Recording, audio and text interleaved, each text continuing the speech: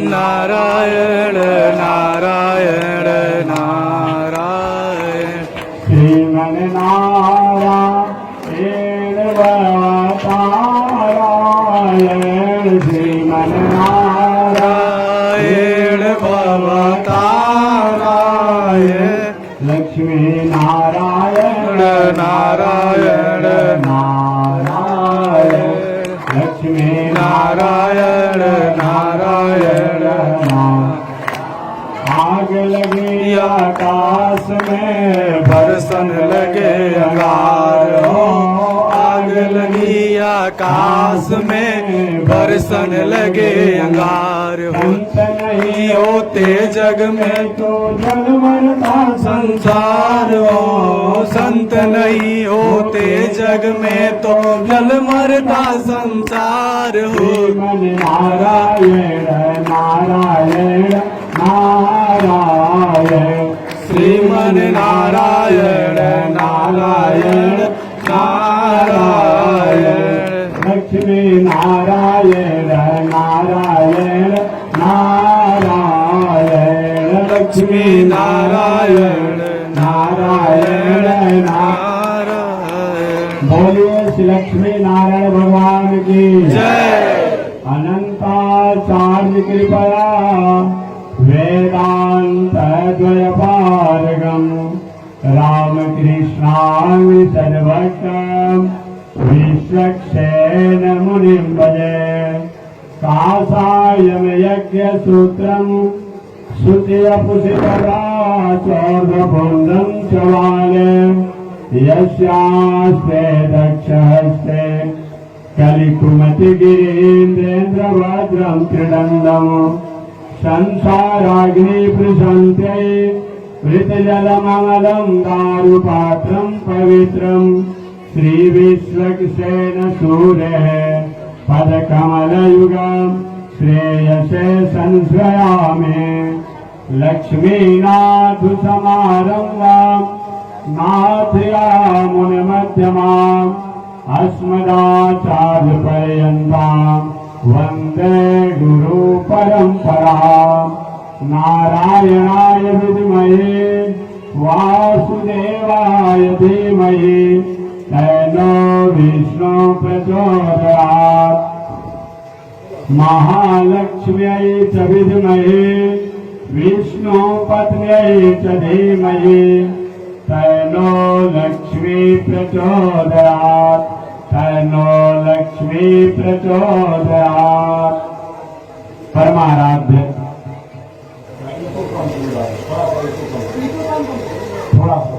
परमाराध्य श्री लक्ष्मी नारायण भगवान प्रातः स्मरणीय पूज्य आचार्य श्री के जुगल चरणों में कोटिशः नमन।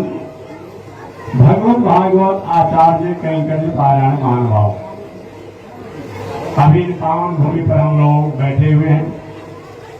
एक बार इसी प्रकार महर्षि वेद व्यास महाराज के पावन आश्रम पर बहुत से संत महात्मा ने जुटे। सभी संतों के मन में एक ही इच्छा थी कि कलिकाल के मानव का कल्याण कैसे होगा। और युग में अलग अलग समय अलग अलग साधन से अपना उद्धार लोग कर लेते थे। कलिकाल के मानव का कल्याण कैसे होगा। अल्पस्य काल बहवस्य विघ्ना अनेको मुनिर्जस कृत प्रमाणम्। अल्पस्य काल एक तो अल्प काल है हमारे पास। अल्पस्य काल बहवस्य विघ्ना बहुत से विघ्न भी हैं। मानव जीवन में एक दिन भी कोई शांति से नहीं है, झंझट लगा ही हुआ है। इससे अलग हम है ही नहीं, मतलब कह लेते हैं लेकिन इससे अलग नहीं है। अल्पस्य काल बहुवस्य विघ्ना अनेकों मुनिरजस कृत प्रमाणम, उसमें भी अनेक मुनियों का अनेक प्रमाण है। मैं वहां भी निवेदन किया कि सुबह सुबह एक महानुभाव ने, महोदय जी सज्जन ने हमसे प्रश्न किया कि महात्मा जी 4 गुरु बना चुके हैं, अभी तक शांति नहीं है, और क्या करें? हमने कहा 4 नहीं, आप 40 बना लीजिए, 400 बना लीजिएगा, तभी शांति नहीं मिलेगी। मैं पूछा कि 4 गुरु बना चुके, अभी शांति नहीं है। हमने कहा 4 नहीं, 40 बना लीजिए, 400 बना लीजिए, तभी शांति मिलेगी। गुरु बनाने से केवल शांति नहीं मिलेगी, हमारे जीवन का जो उद्देश्य है, लक्ष्य है, इसको जब तक हम पूर्ण नहीं कर पाएंगे तब तक गुरु बनाने से शांति को नहीं मिलेगी। मंदिर में जाने से कोई शांति नहीं मिलेगी। मंदिर में जाना चाहिए, ये शांति की प्रणाली है, सिस्टम है, लेकिन केवल मंदिर में जाने से शांति मिल जाए ऐसी बात नहीं है। केवल गंगा स्नान करने से शांति मिल ही जाए ऐसी कोई बात नहीं है। केवल संत महात्मा गुरु बनाने से शांति मिल ही जाए कोई जरूर नहीं है। हमारा उद्देश्य, हमारा लक्ष्य अगर ठीक नहीं रहेगा, हमारा विचार, हमारा उठन बैठन, हमारा रहन सहन, हमारा खान पान अगर ठीक नहीं रहेगा तो हम कुछ भी करें वो सब करने के बाद कुछ नहीं। इसलिए मानवीय जीवन में अपने आप बताया गया है। तो हम और आपको महर्षि वेद व्यास जी महाराज से पूछा लोग, महाराज जी मानव के कल्याण का सरल और सहज उपाय क्या है? तो व्यास जी महाराज ने कहा, अल्पस्य काल बहुवस्य विघ्ना अनेको मुनिर्जस कृत प्रमाणमो। एक तो अल्प काल है, हमारी आपकी आयु भले 100 वर्ष बताई गई है, लेकिन अब कुछ 100 वर्ष जिएगा नहीं। जो जनरेशन बीत गया सो बीत गया, आगे आने वाला जनरेशन जो होगा उसे 100 वर्ष को जिएगा नहीं। मतलब जीना आप मान रहे हैं क्या? 1 वर्ष का लड़का और हाथ का रोगी हो जा रहा है, 6 महीना का लड़का लीवर का रोगी हो जा रहा है, इसको जीना मानते हैं? कितना वो कमाएगा कि अपने शरीर का मेंटेन कर पाएगा? वो जीते जी मर रहा है। अल्पस्य काल, एक तो अल्प काल हमारा हो गया, बहुवस्य विघ्ना, बहुत से विघ्न हो गए हैं, उसमें भी अनेक मुनियों के अनेक प्रमाण हैं। जिसकी बात को सुना जाए मालूम पड़ता है कि वही ठीक रह रहा है, जिसकी बात सुना जाए। अभी आप यहाँ पर हैं और सनातन धर्म, वैष्णव धर्म अच्छा है, अच्छी बात है, बात तो सही है कि वैष्णव धर्म से अलग दुनिया में कुछ होता ही नहीं है। अबे सबसे पहले नारायण और विष्णु ने थे, हमेशा मैं कहता हूँ, सबसे पहले तो नारायण थे सृष्टि के प्रारंभ में, सबसे पहले तो विष्णु थे, उसके बाद ही ना कोई आया। गौतम बुद्ध जी भी आए, बाद में आए, शंकराचार्य जी आए, बाद में आए, महावीर तीर्थंकर आए, जैन धर्म के प्रचारक, बाद में आए, ईसा साहब आए 2022 वर्ष हुआ उनको, इस्लाम दर्शन के मोहम्मद साहब आए, उनको 1500 वर्ष हुआ, सिख धर्म के अपने आप में प्रचारक आए गुरु नानक और गोविंद सिंह 500 वर्ष के भीतर के हैं, और भी जो आया तो इधर का है अपने आप में, तो कोई भी आया। लेकिन विष्णु कब से है जी, नारायण कब से है? 50,000 करोड़ वर्ष पहले तो थे ही अपने आप में। गौतम बुद्ध से पहले भी कोई धर्म था, तब तो गौतम बुद्ध ने अपने जीवन में ये माना कि हिंसा परमो धर्म, आगे कहाँ से पढ़े थे? वो कहाँ से जाने को ज्ञान कहाँ से प्राप्त हुआ? जो आत्मज्ञान प्राप्त हुआ गौतम बुद्ध जी को, कहाँ से हुआ? पहले से कोई न कोई संत होगा, कोई शास्त्र होगा, अब तब तो पढ़े होंगे तो आत्मज्ञान होगा। ऐसे कैसे हो जाएगा? जहां तक जैन दर्शन की बात करेंगे तो महावीर तीर्थंकर जो हुए उन्होंने भी सत्य धर्म को, अहिंसा को माना, तो कोई ग्रंथ होगा ना सत्य अहिंसा का, वो किसका था? किसका था अपने आप में?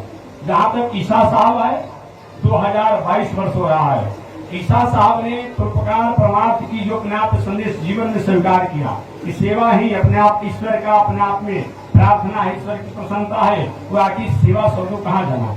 हमारे यहाँ परमार्थ का पहले नियम नहीं था, सदावत था, पहले के जमाने में लोग जो होते थे वो क्या करते थे, कुआं खुदवाते थे, बागीचा लगवाते, इन्हें सजावट है।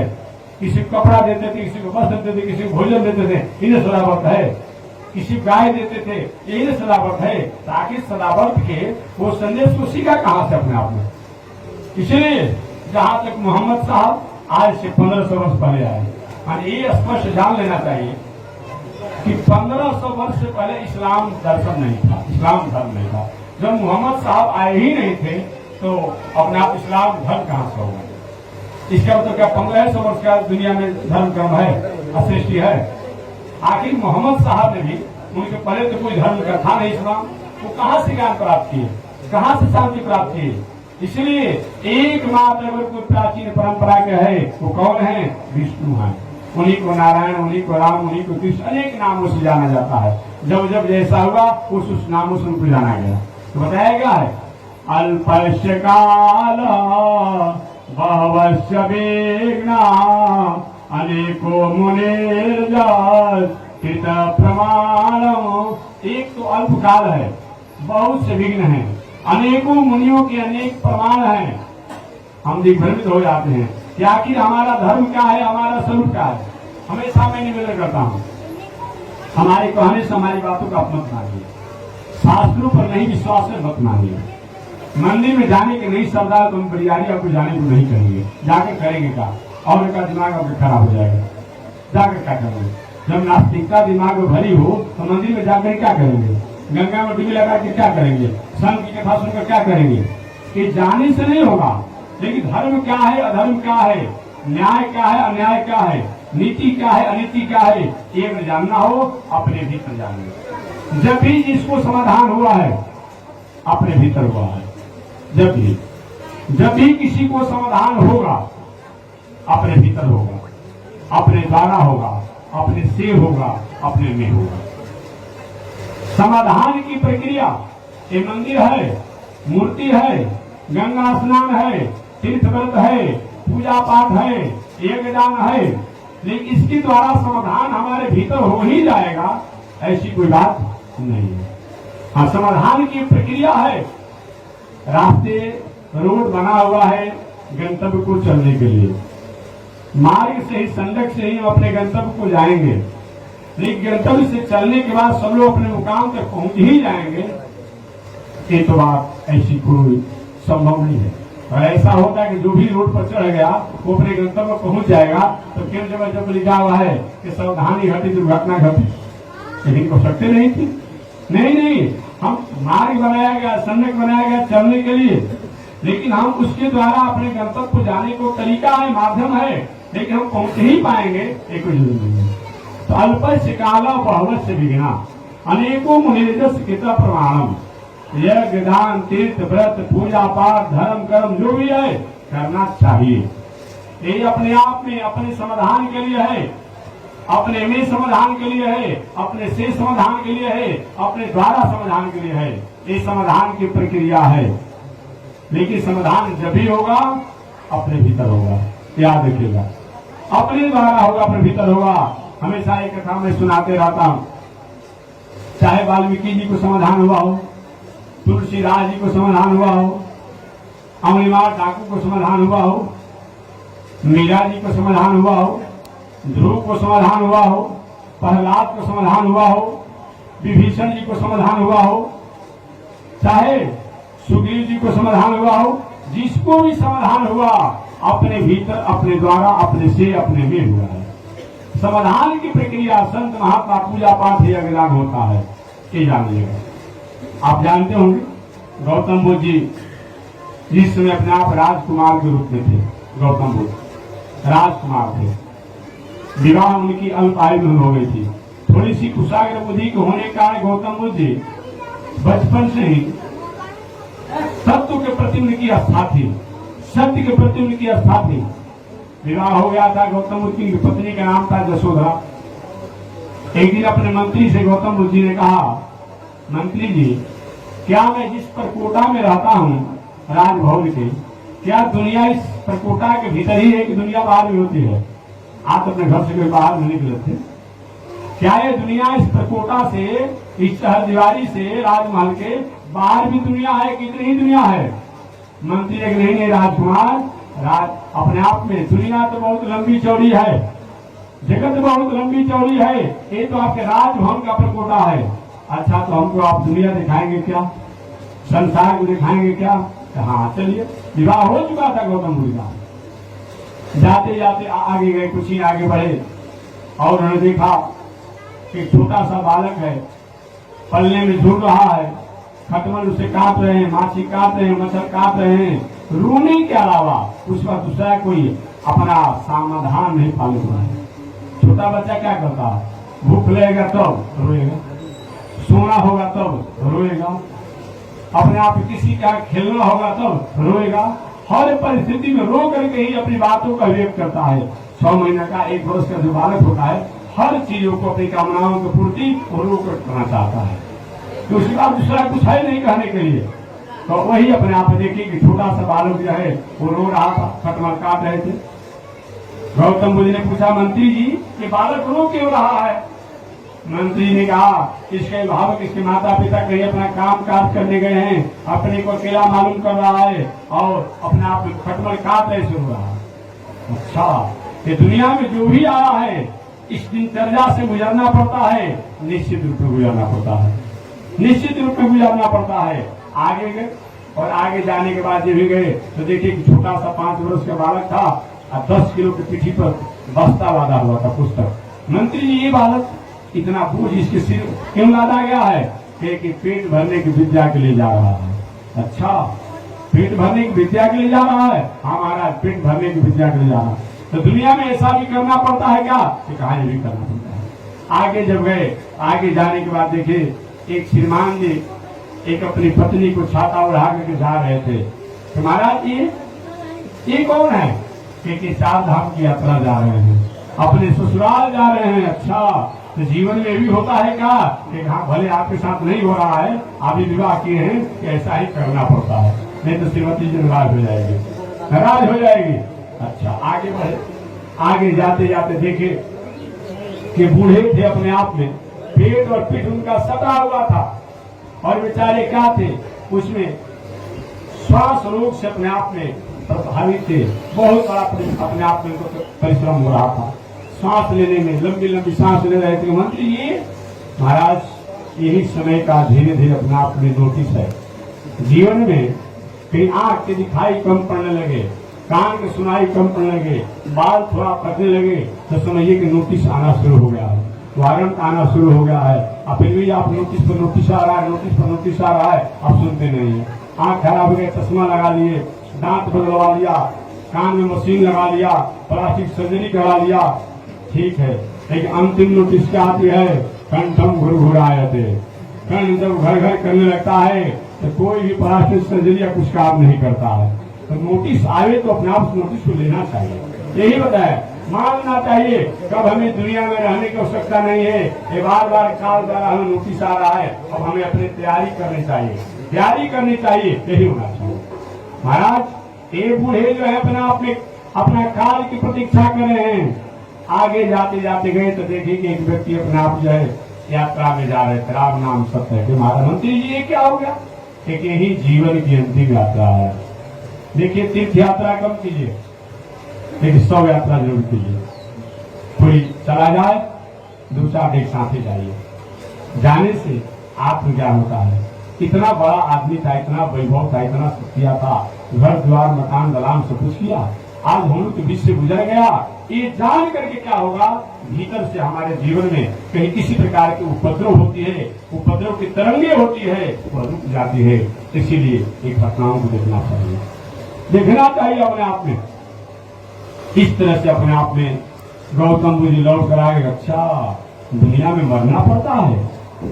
नहीं, मैं नहीं मरूंगा, मैं नहीं मरूंगा।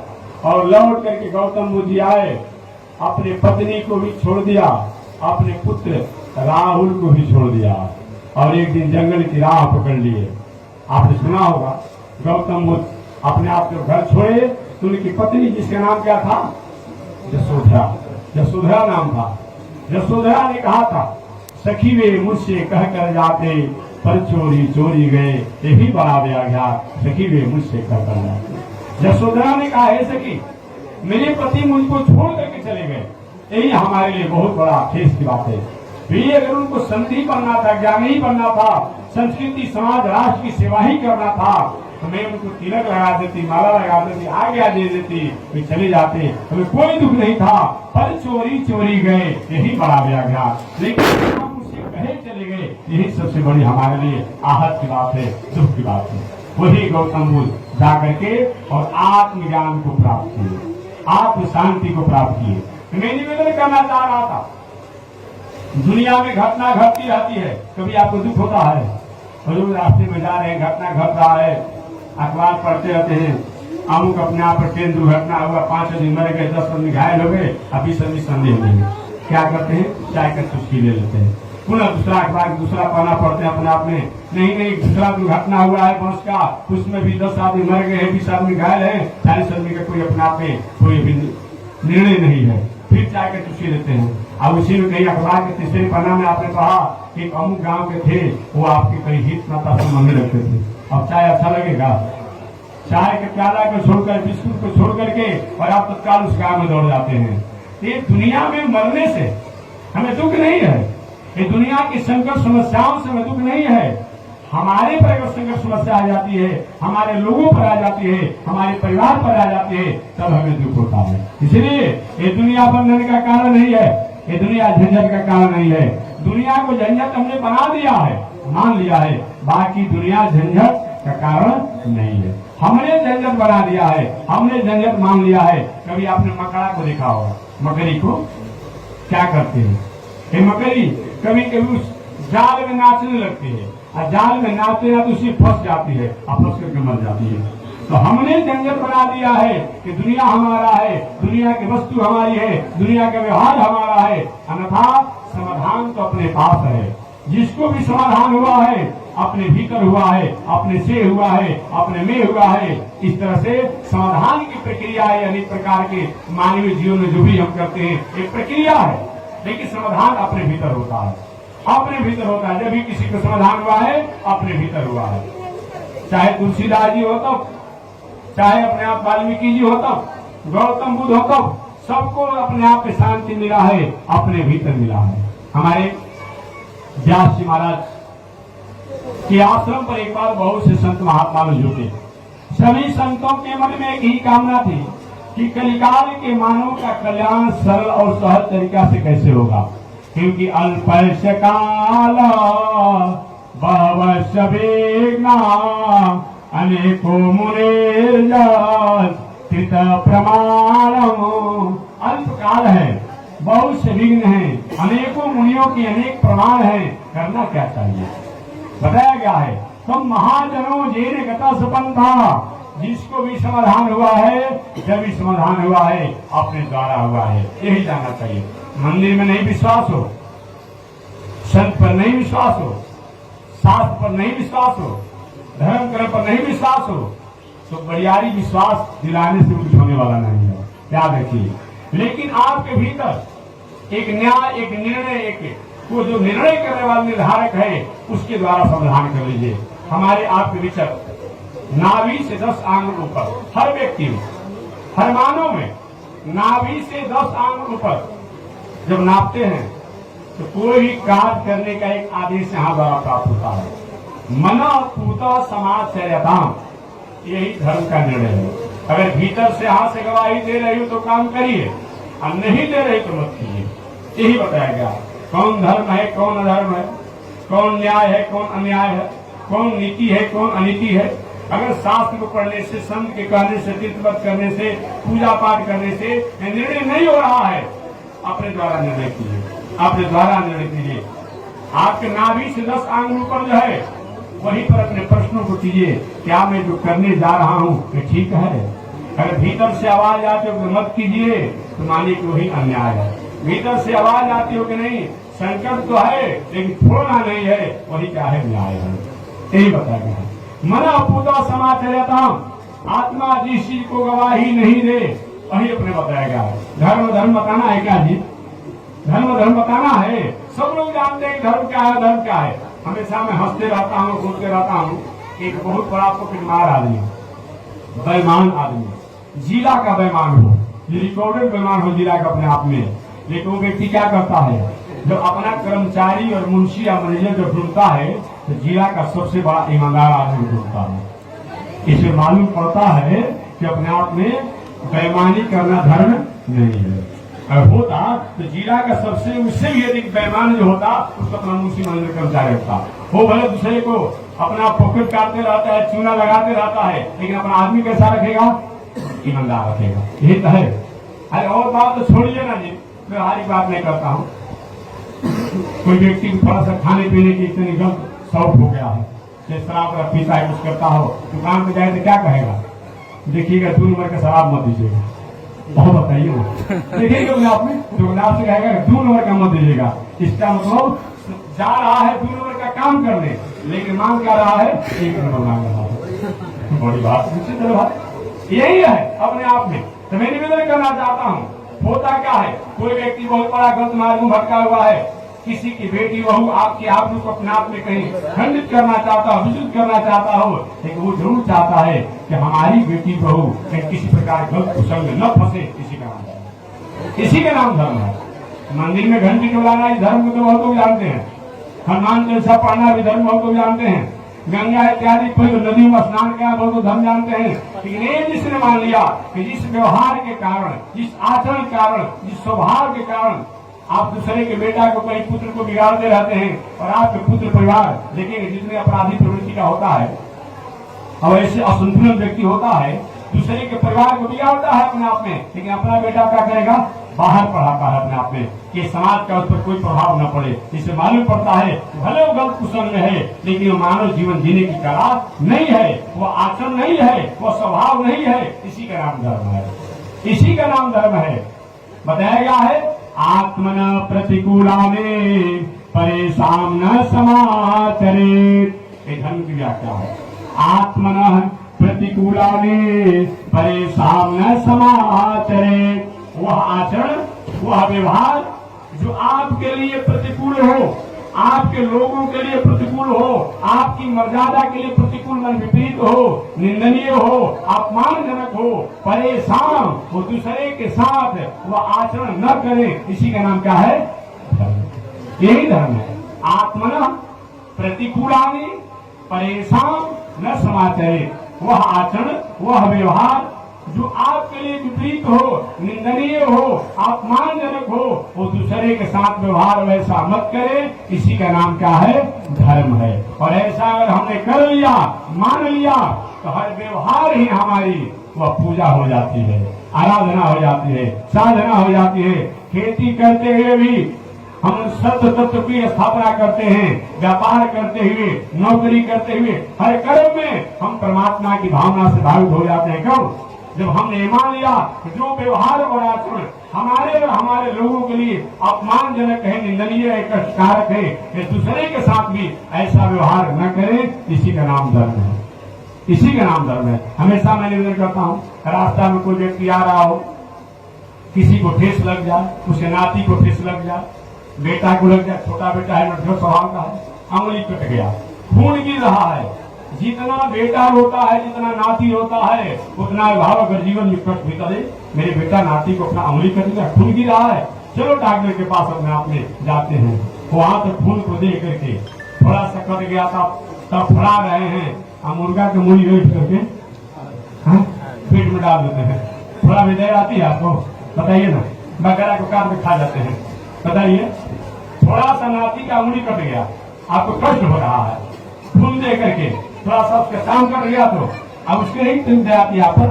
आप कहते कि महाराज नवरात्र करते हैं, शिवरात्रि करते हैं, अरे रोज नवरात्र शिवरात्रि कुछ होने वाला है, कुछ नहीं हो अपने आप में। जब तक से बुरी आदत नहीं सुधारेंगे, अपने रहन सहन, खान पान, उठन बैठन नहीं शुद्ध हो पाएगा, तब तक रोज नवरात्र करिए, रोज छठ कीजिए, उसे कुछ होने जाने वाला नहीं है।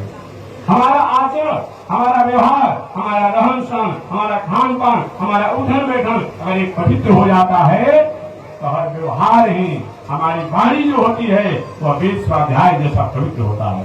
हमारा हर चाल जो होता है, हर पग की यात्रा जो होती है, वो तीर्थ यात्रा से कहीं कम नहीं होती है, याद रखिएगा।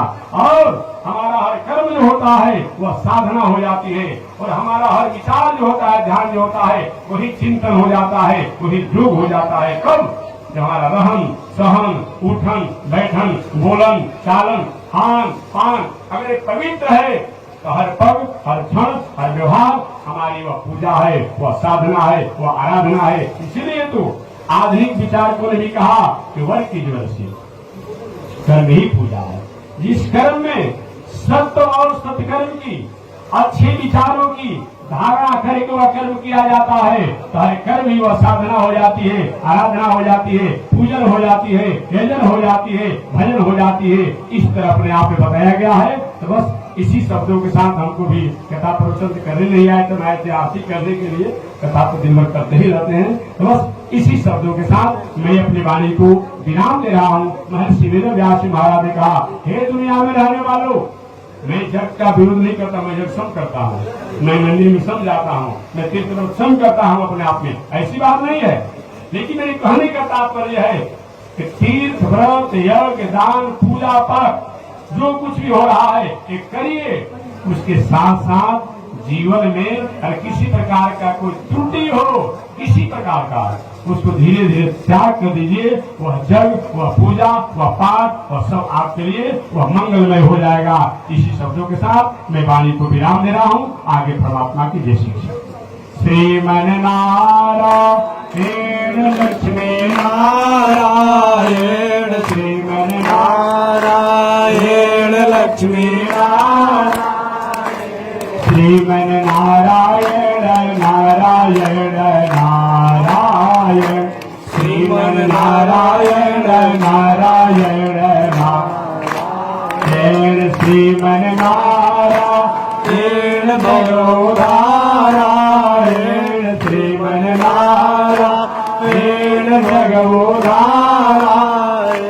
लक्ष्मी नारायण नारायण नारायण, लक्ष्मी नारायण नारायण नारायण, आग लगी आकाश में बरसन लगे नारो, आकाश में बरसन लगे, संत नहीं होते जग में तो जल मरता संसार हो, संत नहीं होते जग में तो जल मरता संसार हो, श्रीमन नारायण नारायण नारायण, श्रीमन नारायण नारायण नारायण, लक्ष्मी नारायण नारायण नारायण, लक्ष्मी नारायण नारायण नारायण, श्रीमन नारायण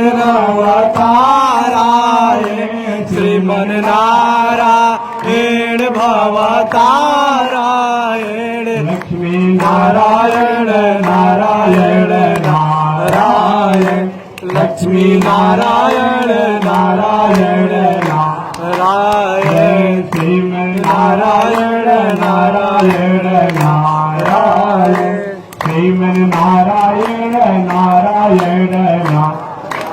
बोलिए श्री लक्ष्मी नारायण भगवान की जय। आगे बात नहीं मिला है, प्रसाद बाग मिला है। बोलिए श्री लक्ष्मी नारायण भगवान की जय। लक्ष्मी वैकुंठ आगे बांध दीजिए, उधर भी बांध दीजिए, और एक दूसरे बढ़ जाना चाहिए।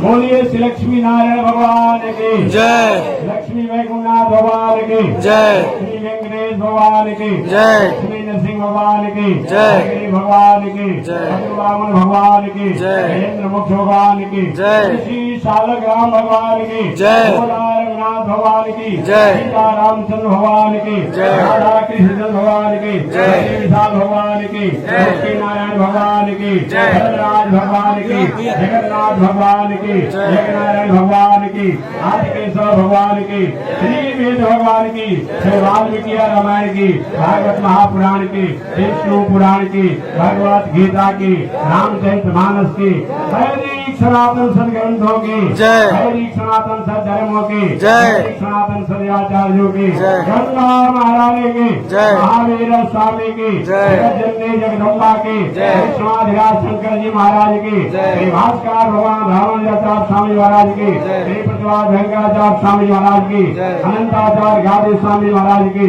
परमाचार्य रामकृष्णाचार्य स्वामी महाराज की विश्ववंदनाचार्य श्री त्रिदंडी स्वामी जी महाराज की जय। त्रिदंडी स्वामी जी महाराज की जय। पावन धाम की जय। पावन धाम की जय। पावन स्थल की जय। पावन महामहोत्सव की जय। पावन महामहोत्सव की जय। जय श्री सीताराम जय जय श्री राधेश्याम जय जय श्री श्रीमन नारायण जय जय श्री भास्कर जय जय श्री भास्कर हरि ओम शांति शांति शांति बोलिए जी स्वामी जी महाराज की।